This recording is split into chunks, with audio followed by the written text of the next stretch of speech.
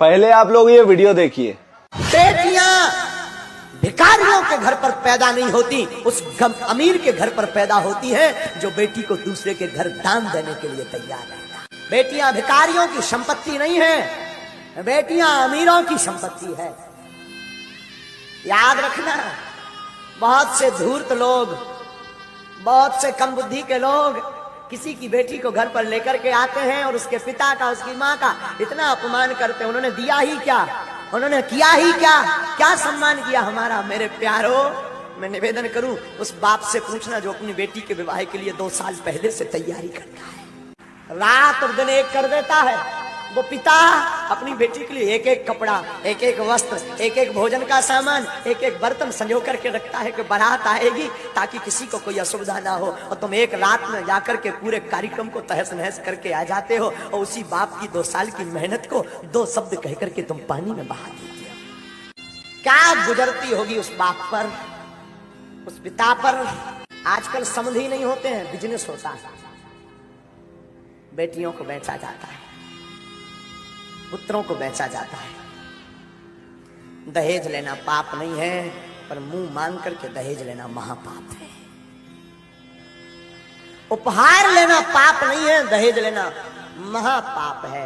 मैं निवेदन करूंगा व्यासपीठ से, किसी बाप को कुछ देने को नहीं होता, 1 रुपया नहीं होता, उस बाप के दिल से पूछो जिसके घर पर सयानी बेटी थी। उस बाप के हृदय से पूछना क्या गुजरती है। उस बेटी का दिल तो देखना। एक रात में वो अपना घर, जिस घर में 20 साल तक रही, कोने कोने में खेली चहचहाती रही, आंगन में रही, एक एक कोने में उसका सामान रखा रहा, और एक रात में सब कुछ छोड़ करके नए घर में आ जाती है। उस बाप पर क्या गुजरती होगी। हमने सुना है बाप का दिल इतना कठोर होता, किसी किसी का उसकी आंख में कभी आंसू नहीं आता, लेकिन हमने सुना है कोई ऐसा बाप होगा जिसकी बेटी की विदा हो, उसकी आंख में आंसू। बेटियां विवाह होने के बाद भी अपने पिता को नहीं भूलती।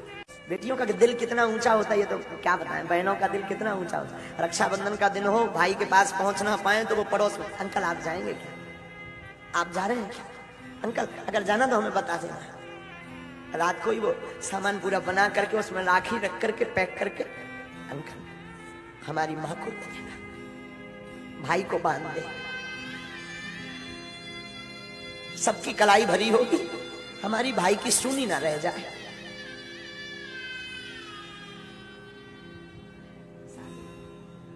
पर कई बहनों का तो हमने देखा, हम बहुत नजदीक से महात्मा देखते हैं, कई बहनों का बहुत नजदीक से अनुभव करते हैं।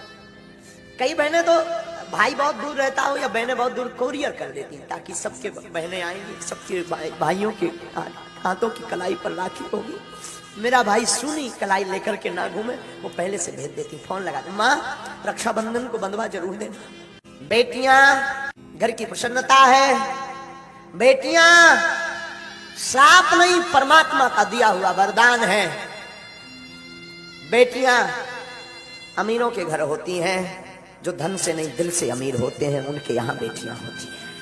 बात बहुत विरोधाभास वाली होगी, शायद किसी के चित्त को यह बात ना खले, मुझे खबर नहीं, पर पागलो हमारी बुद्धि कहती है काश बेटियों को पिता का रखने का अधिकार होता होगा तो वृद्धाश्रम भारत में या देश में कहीं नहीं होते। अगर बेटियों को माता पिता का रखने का अधिकार दे दिया जाए तो वृद्धाश्रम बंद हो जाएंगे।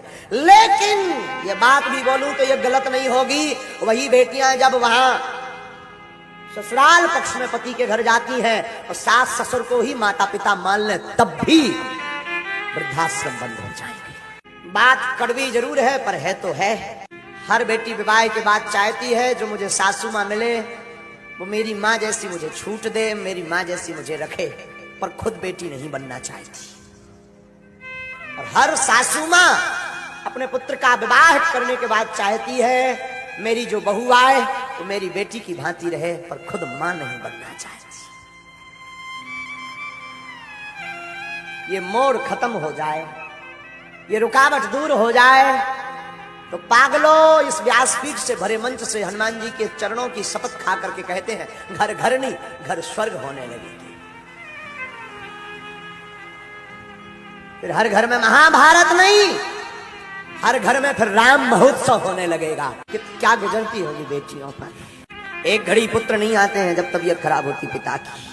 बेटियां दूर रहते भी फोन लगा लेती, पिताजी कैसे। पिता के प्रति बड़ा गजब का प्रेम होता है बेटियों का।